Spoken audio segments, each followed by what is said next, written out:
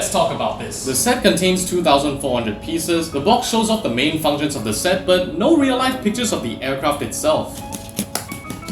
It's been so long since I opened up the Lego sets. It contains 16 numbered bags, an envelope containing the sticker sheet, and 2 instruction booklets. The booklet for the aircraft doesn't say much, but the one for the shuttle, which by the way is named the Enterprise, gives us information about the model, and it is brilliantly done. It talks about how the aircraft came about, such as ground transportation being really expensive. It even talks about how the planes had over 33,000 flight hours when it was retired in 2012. It also roughly explains how the planes were modified, such as removing the interior to reduce weight. It mentions how 2 extra vertical stabilizers were added, though the explanation is a bit vague, but I'll try and explain it. Under normal flying conditions, the airflow over the vertical stabilizers is smooth, but when the space shuttle is put on it, it acts like a giant wall, blocking the vertical stabilizer, rendering it unusable. So the solution is to place the vertical stabilizers in clear air away from the shuttle. They also mention power systems added to keep the shuttle cool, the mounting points to secure the shuttle, the tail cone to improve aerodynamics, and this part I was really surprised by. The Pratt & Whitney JT90s were modified for more power. I'm really happy to see Lego give us the company and the name of the engines. It also talks about how the aircraft was at the Paris Air Show and it was the only air show it was ever at, which is such a shame. And then we get into some words from the designers, such as how the nose was built up, how the shape of the fuselage was achieved, a short description of the tail cone, how this is the first official Lego airplane with 5 sets of landing gears, along with the new landing gear part for this set. And lastly, how the wings were built to match that of the real 747. There is no talk about the 747 in particular, but seeing how this is about NASA and the SCA as a whole and not about the 747, it makes sense. But now let's get building. So we start out by building the shuttle's wings, and on step 6, it lets us know that the Enterprise was built to perform test flights while being launched from the SCA. Because if you didn't know, the SCA isn't just a transporter, it was also built to launch the space shuttle off its back while in flight, so NASA could do test runs of its landing. We then build up more of the body and the wings, and then add our first sticker. I do prefer not adding stickers on my Lego sets, but seeing how this is a review, I'm gonna put it in. We then continue building, and this is what the shuttle looks like at the end of bag 1. Step 30 lets us know we can still see the Enterprise at the Aviation Museum in New York. Meanwhile, we build up the fuselage and then add in the mount for the tail cone. I love the building techniques used here. Bag 3 starts us off with a really interesting mounting point for the vertical stabilizer, and check out this crazy assembly. We continue building up the nose, add in the cockpit, and it already looks really nice. Step 103 lets us know that the Enterprise was supposed to be named the Constitution, but sci-fi fans convinced the US government to rename it. Although I don't know what the lore behind this is, if you guys know, let me know. Bag 4 starts us off with the boosters, and then we attach the vertical stabilizer to the shuttle. Step 131 gives us some insights about the construction of the tail cone and the real-life counterpart. Some very complex assemblies here, I love it, and it is done. The instructions also tell us that the Enterprise performed 5 crewless test flights. And now let's build the 747. Thank you, Mum, for cleaning up the table. Some insane geometry going on here. I've seen the reviews and I'm pretty sure this will become part of the wing mount. Some other really complex functions here, more complex than some technique sets these days. Lego, please bring back old school technique. Now it's time to build up the main set of landing gear. The inner workings of this is so good. I could watch the landing gears retract and extend all day long. Bag 7 has us reinforcing everything, and step 114 has us start working on the nose. Step 130, to be honest, the wording here is really complex and I don't quite understand what they're trying to explain. It's now time to build and attach the nose, landing gear, end of bag 7. We add the cockpit before marrying the nose to the rest of the fuselage. Bag 9 has us finalizing the nose and the sides of the airplane, and then we build the famous hump. Bag 10 has us build up the tail of the plane. Man, I love seeing all these weird assemblies and Lego dimensions coming together. We then build up this complex setup for the tail of the plane, and step 321 tells us that,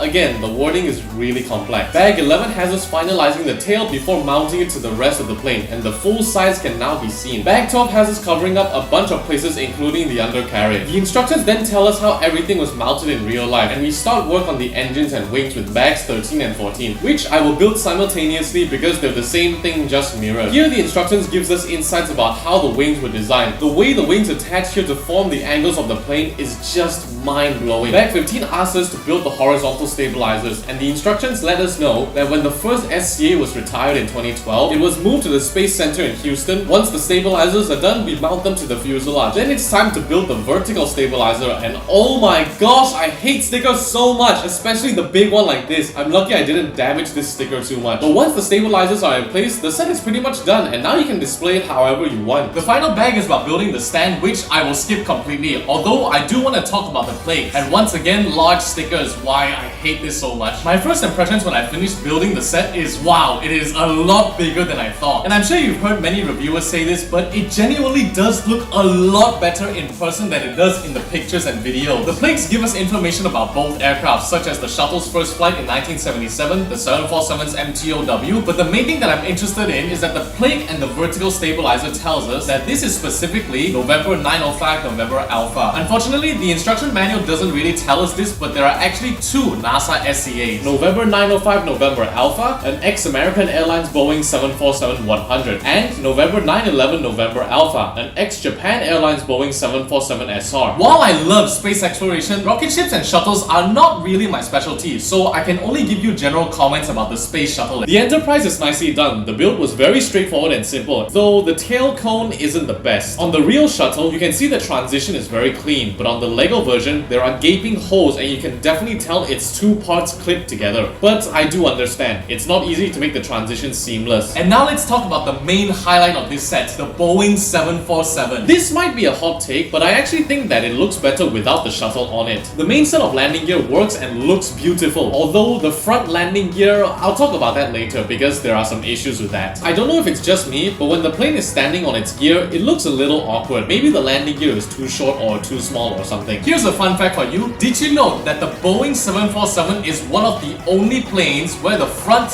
nose wheel is the same size as the main landing gear wheels? The body of the plane is really nice and clean, and the tail is wonderfully done, though the horizontal stabilizers are mounted very awkwardly. But to be fair, I can't think of a better way to mount them. The blue stripe ends at about here, when it should actually keep wrapping around the whole tail section, but again, I understand that would be very difficult to do. The registration of the aircraft is also missing, but if you were to put it in, you'd have to put a sticker on these two pieces, so it's understandable. The wings, horizontal and vertical stabilizers are all nicely done. LEGO tried to smooth them out as much as possible, but there are still plenty of exposed studs, and I actually like that. In a way, it makes the plane's wings feel more realistic. Though there are no actuators or canoes on the wings. And if you notice on the wingtips of a 747-100, there are these tubes which are actually radio antennas, and those are also missing. The shape of the engines are correct, though they should be rounded rather than triangle. But again, at this scale and with mounts like this, there is just no better option. I don't like the way the massive gear at the front looks, but again, I don't think there's a better option. The hump is either too long, too high, or needs to be moved forwards a little bit. Because if you notice, the hump is supposed to end right as the wings begin. But if you notice on the LEGO version, the hump continues beyond the wings a bit. Although this could just be an optical illusion because of the way the wings are built on the LEGO model. But now let's talk about the nose of the aircraft because this is the most controversial part. To me, the first deck is fine, but the second deck, either the cockpit is too low, the roof is too flat, the roof is too low, or even some combination of all three. There are also a few imperfections like the holes and the flat spots, but I guess that's fine. And this might be an unpopular opinion about not just this set in particular, but LEGO as a whole. And that is, I like it when there are exposed studs in just the right places. I have so much more love and respect when designers and builders use simple existing LEGO pieces in combination with complex building techniques to form complex shapes, rather than use specialized pieces and stickers everywhere. Yes, it won't look as refined and clean as if you were to use specialized pieces. But to me, this is kind of like AI art versus human art, or that robot that played Pirates of the Caribbean on guitar versus when a human does it. The AI and the robot stuff, everything is perfect, but because of that, there's just no feeling, there's just no character to it. Whereas the imperfections when a human does it adds to the character to the music and the song. And the same thing applies here. Having exposed studs in just the right places reminds us that at the end of the day, this is still a LEGO set. And as long as there's a lot of effort to try and cover up all those imperfections, I'll love it regardless. But there are a few missing details. The top deck should have two windows on either side, but as you can see, the LEGO version lacks that. Also, the number 376 is in the completely wrong location. It should be located between the upper and lower decks, but LEGO placed it here instead. There is also no information about the number 376 in the manual, and very few pictures of the NASA SCA have them. It turns out it was just an ID used during the Paris Air Show in 1983. Now I want to talk about a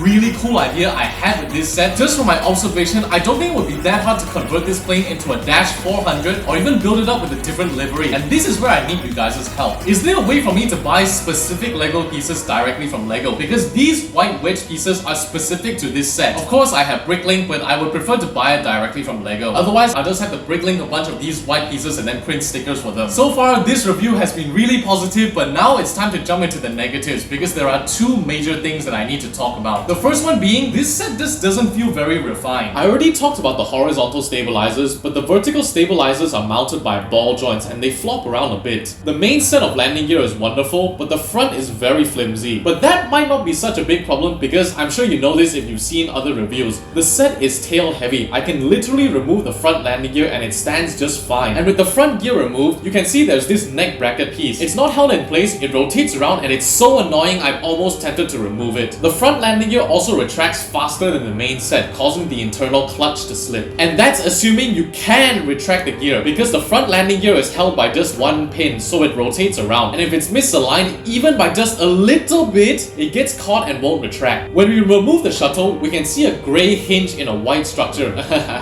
James May is not gonna like this. And mounting the plane to the stand is very difficult. I also wish there was a way to display the set with its landing gear extended because I think the set looks better with it extended. It just feels like Lego could have put just a little bit more effort into this set and it would have been so much better. And my second gripe about this set is the potential that, not this set in particular, but the idea of this set had. Here's what I mean. From 1969 until 2023, 1,574 747s were built, ranging from stock regular 747s to some really iconic ones to some heavily modified ones. And out of all of those legends, Lego chose to make this one, the NASA Shuttle Carrier aircraft. And while it's not a bad set, it just had so much more potential. Even though the set contains 2,400 pieces, probably 700 of them go to the shuttle and only 1,700 go to the 747 itself. Lego definitely did the best they could with 2,400 pieces, but it could have been so much more. There are two NASA Boeing 747s, the Shuttle Carrier and the Sophia, and in my opinion, Lego should have gone with the Sophia instead. The Sophia is a 747 SP that holds a flying telescope, and without a whole shuttle to build, the pieces from the shuttle can go into the aircraft to make it bigger and more detailed. And since it's a 747 SP, it's a shorter version of the 747, needing less pieces to build, so these sections on the plane don't exist. So those pieces can once again go back into the 747 to make it bigger and more detailed. But I do understand why Lego chose to make the SCA instead. While the target audience of this set is NASA and aviation fans, we only make up a small portion of Lego's fan base. Most of the Lego fans don't know anything about planes, so when Lego releases a set like this, they need to please both aviation lovers and the general public who doesn't know anything about planes. When I show you these two pictures, what's the difference between these two planes? Well, to us aviation lovers, it's pretty obvious. This is the city of Everett, and this is just a random 747 I found on Flight Radar 24. But to a non-aviation guy, heck, I could replace this with this and ask them which one is the A380 and they choose this one. As a result, the aircraft that Lego makes really has to stand out from the rest. If a non-aviation guy sees the 747 as it is, they're just gonna go, wow, cool airplane, and that's it. But if they see an airplane riding on top of another airplane, now that is a conversation starter. But I don't know, maybe I'm just biased because the 747 is my favorite plane of all time, and I remember as a child I kept trying to build it out of Lego, but being 10 years old and limited on pieces, there's only so good you can make it. But now we have an official Lego 747, but I just can't help but feel that it could have been so much better. But again, this set isn't about the 747 in particular, but rather about the SCA and NASA as a whole, so I guess that's where my argument ends. But I don't want it to sound like I'm bashing this set. I will admit, I bought it and built it thinking it would be my least favorite of the three, but after building it up and seeing it in person for myself, my opinions have done a complete 180 and I think it might be my favorite of the three now. Additionally, in my opinion, the pricing of this set in the US and in Malaysia is very reasonable. Interestingly, that is something I'll need to talk about in my Concorde and DC3 reviews. And I guess now I'll talk about my proposal to Lego. Dear Lego, if you really want to make a set that'll honor the 747, here is my suggestion. With a budget of 2,500 pieces, and I'm willing to pay $250 to $300 for this, build the City of Everett 747, also known as Romeo Alpha 001 or November 7470. This is the prototype 747, the first one ever built in 1968. In this set, include a minifigure that represents Joe Sutter. He was the lead engineer of the 747 and famously nicknamed the father of the 747. In the instruction manual, include fun facts about the build process of the 747, such as how the 747 was originally supposed to be a cargo plane, the iconic exchange between John Tripp, Pan Am's founder, and Bill Allen, Boeing's president at the time. If you buy it,